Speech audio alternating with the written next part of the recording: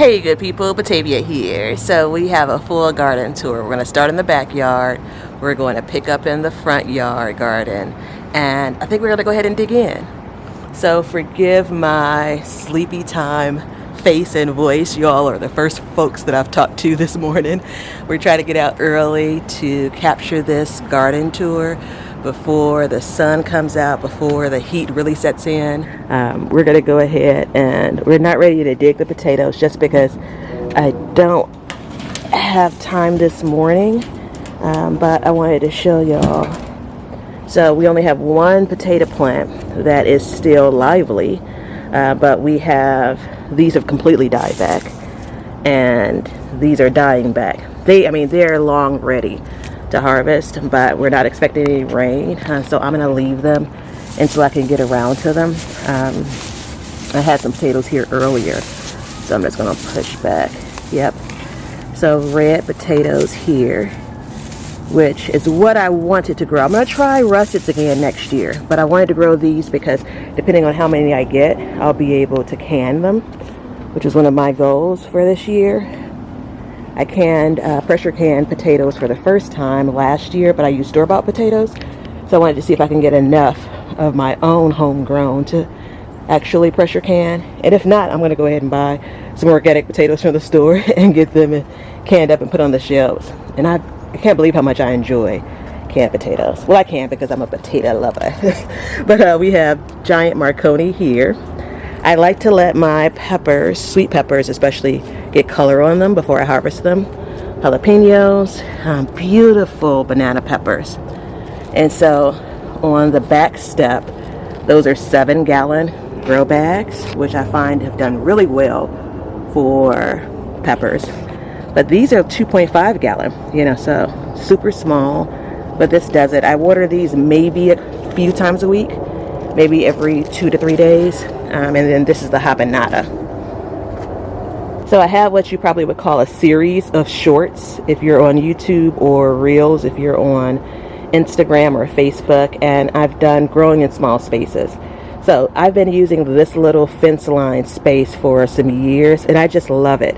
And I found that peppers do really, really well here in these buckets. They're 4 to 5 gallon buckets. These are the ones that I get from the grocery stores. Kindly ask the folks behind the deli or the bakery, have a garden, if you all have any large buckets to spare, that'd be great. So I don't know, maybe more than half of the time they give me a few. So I have shishito peppers here and here. We planted this together. I'll link the video where we did container garden soil and how I make it up. This shishito plant was planted in the spent soil. I basically amended the spent potting soil, planted that, and then I used this kind of making the garden soil from scratch. And so I wanted to see if they would do the same, better, and I think the results are in. The method I used for the spent potting soil is just fine. There wasn't anything that plant is lacking compared to this sister plant next to it. We have habaneros, the hot ones. So I'm going to do some hot sauce. I'm going to try my hand at that. Or maybe like a mango salsa with habaneros. I don't like super, super hot things, but I think the flavor I know from the habanada, the one without the heat, I enjoy. Poblanos there. So I'm going to give it a whirl. Serranos, which will make up for the very few jalapenos that I have. And this Spanish Mammoth Long Aldi, what it's not is the Chocolate Beauty. So this is just me mixing up things when I started them from seed and planted them out. This looks more like giant Marconi. I'm looking back as I'm talking. Actually, it doesn't. Maybe that's the Long Aldi. It's a sweet pepper, so I know that. And I have one more banana pepper. So pretty. We're going to come in. So I think we're going to do peppers first, followed by potatoes as far as my list of harvesting. Well, technically, it's beans, which we'll see in a second, tomatoes, peppers, and then we'll do potatoes. That's what my plan is for the week. This is the scarlet kale, which we see in one of the beds in the cage baby. This is, I think, Westlander kale that I started. This has been on my deck forever, and it's finally starting to get eaten by the cabbage worms. But I am going to try to still plant it out. Ta-da! Got it planted out. Vego garden bed, brand new, assembled and filled in the video that I'll link. It'll also be in the description if you're interested. I got this planted out yesterday. It took me a while to get back to it, but I basically just filled in some of the spaces with what I had on hand. Basil that has been, again, follow that, it's been on the deck for a while. While it's not going to be cold hardy, I'm going to be able to enjoy some basil from these fresh plants.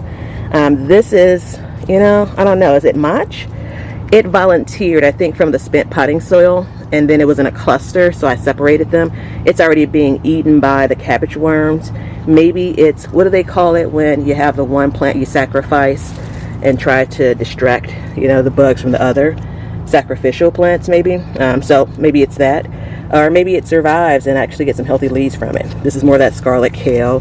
It's starting to put on new leaves, which is good. These leaves won't be edible, but I'll leave them on to let the plant continue to grow. More of the basil. So this is just for the purpose of providing some shade when I transplanted these things yesterday, because I ended up doing it in the most unideal time of the day, you know, something like 8 o'clock in the morning. I'd rather do transplants on a day with overcast. It's perfect. If I can't find that in the calendar, a day like maybe in the late afternoon or evening, once the sun is not beaming on the area I'm planting in. But I haven't been able to carve out time to do that, so instead I went ahead and planted it. And so what I did was, actually I'll show the video footage of me doing it yesterday. Basically needed something to connect to this I don't even know if they call it landscape fabric anymore, but it's super duper thin, but it's dark. And so what I ended up doing was I watered everything well once I transplanted it. I have celery in there, I have one of the eaten up kale plants, and then the chard, and especially the larger leaves, which I should have just harvested the larger outer leaves. But I ended up covering the bed with that fabric, and I was able to pin the fabric to the bed itself and create like a tent or a tunnel. And that was super helpful. When I came back yesterday evening, the chard that's in the middle, the peppermint chard, was floppy, and I uncovered it, and here I am this morning, and things are looking good. So these leaves are, they're taut enough to eat, so I'll likely just go ahead and add this to like my breakfast scramble, and then it'll continue, of course, to grow. No sense in having those leaves go through what they went through yesterday and then still try to fight their way through the heat of the day. But super pleased with this space, and we're going to go ahead and let this grow for fall, and then we'll be back to plant it out next spring. So this is one of my favorites. I definitely do have favorite spots in the garden, and it changes season over season, but these set of beds have continued to do well for me. They are lined up 7 feet by 4 feet across, just under 4 feet, and since I have 2 of them, that gives me like a 14 by 4 foot bed. And I have 4 peppers. They're growing in a cluster here. Spanish mammoth, which is putting on some sizable fruit. It's not flush with peppers, but that's okay. And then I have yellow bell peppers. So tell me, every year I grow yellow bell peppers, I feel like they're the first to start to get spots on them, even while on the plant sometimes. Once they start to ripen, they'll start to get black spots, and it definitely happens if I bring them in. So the solution is just basically pick them early and use them pretty quickly. I don't have that trouble with peppers that end up turning, you know, let's say purple, or if they ripen to red. These tomatoes, we have Cherokee purple first up, which is probably the lowest production plant in my garden. And then I have Boxcar Willie, which was a poor attempt of single stemming. So I say that to say, along with the pineapple, these plants could have gotten bigger. So I have now 5 tomato plants in this space, and it probably could have gone with 4 very comfortably. So Cherokee purple, Boxcar Willie, 2 pineapple, which is just It's everywhere. And then I have one aroma. And I do have basil that I have not treated well this season. And then I have these containers I need to turn over. So potatoes, which I mentioned, we're not going to have time to dig these up today, at least not for this video, but we definitely want to dig those up.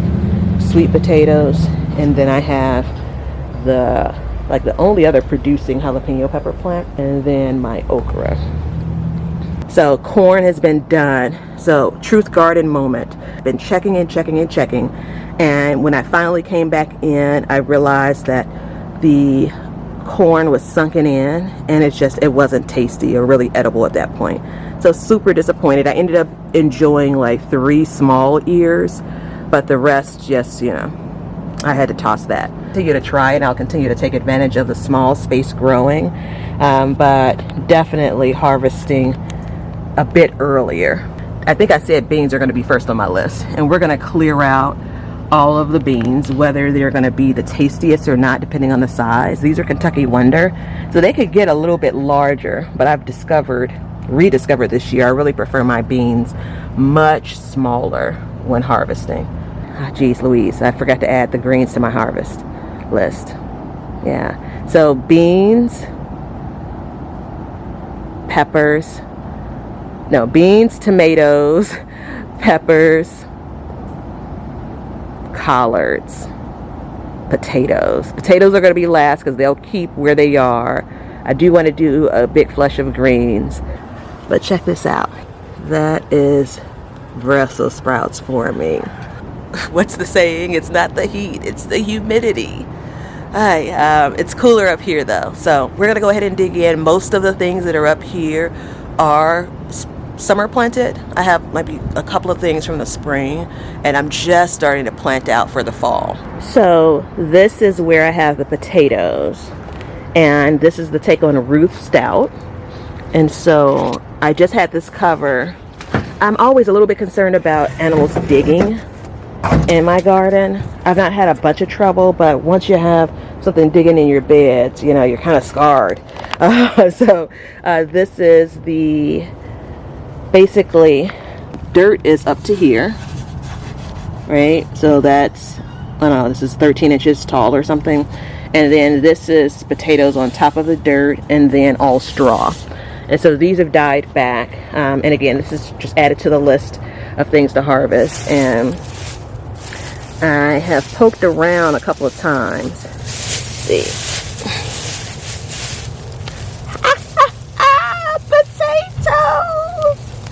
That's a nice size potato.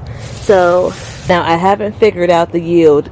Of course, I haven't dug up these potatoes, but the one thing I've observed so far is that straw really retains moisture in a way that, you know, my regular garden beds or containers that I'm growing potatoes in never does. So one note, and shout out to Chelsea. She's the one that nudged me into this direction about the Ruth Stout method.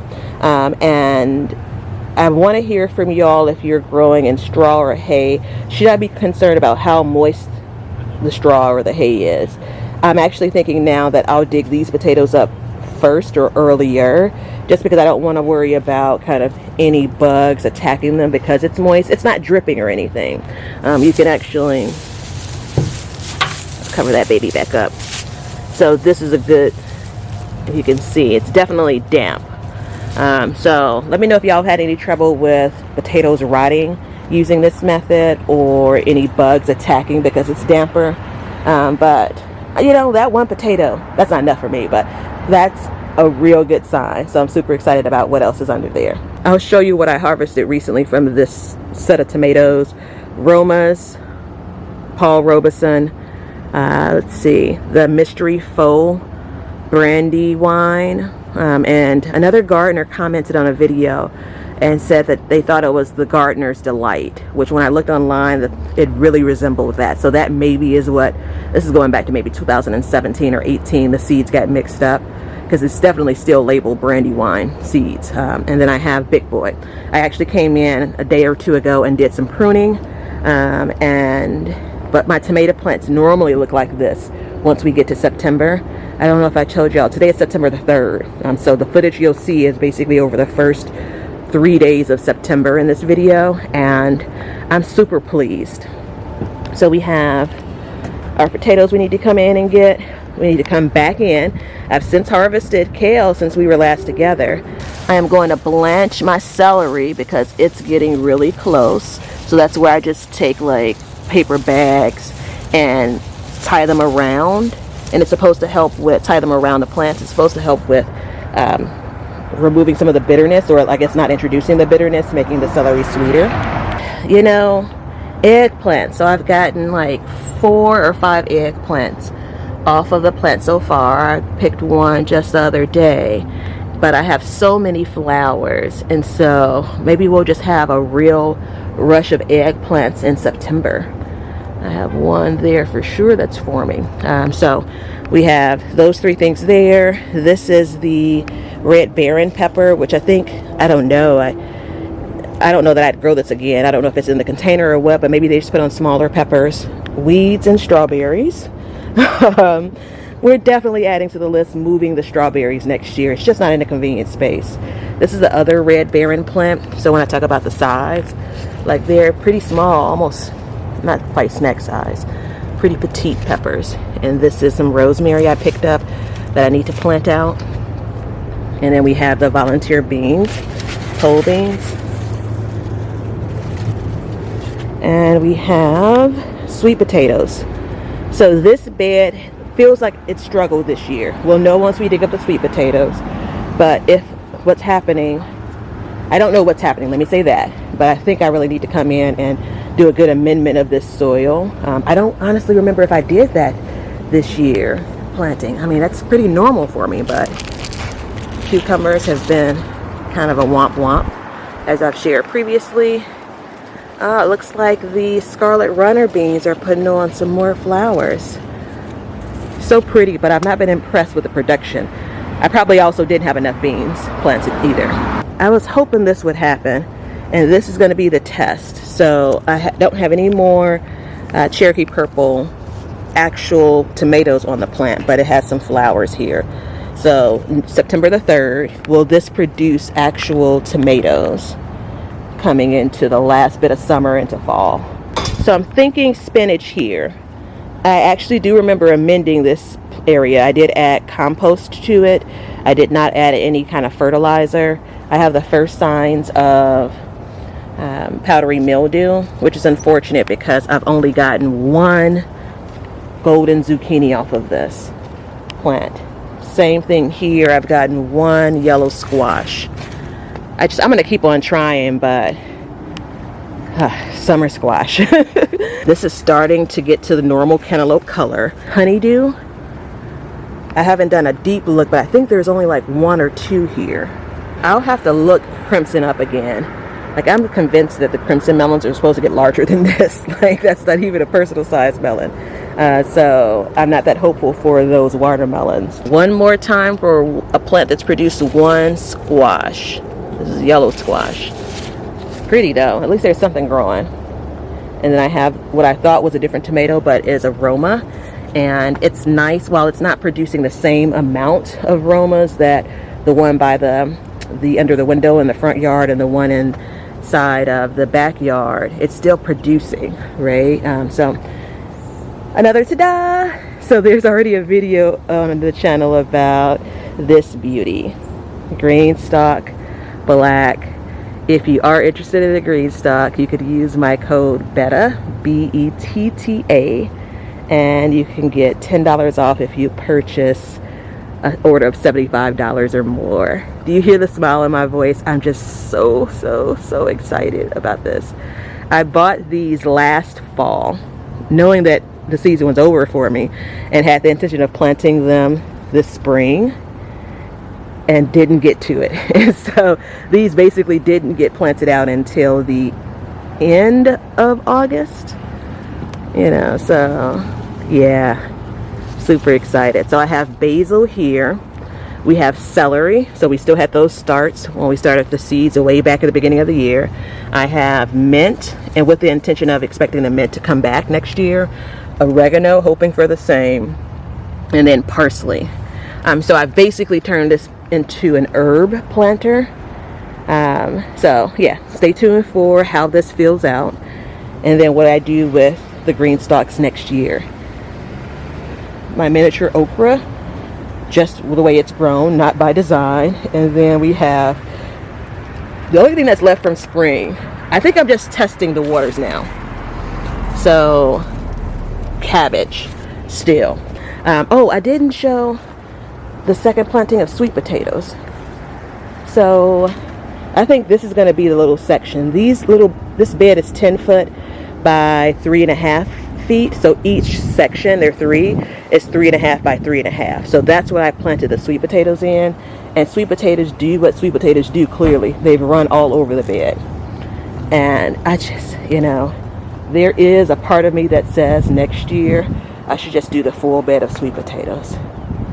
They're just gorgeous. And remember, the goal is to produce enough sweet potatoes to make 2 sweet potato pies, and that's winning for me for the season. We've been working towards that year over year.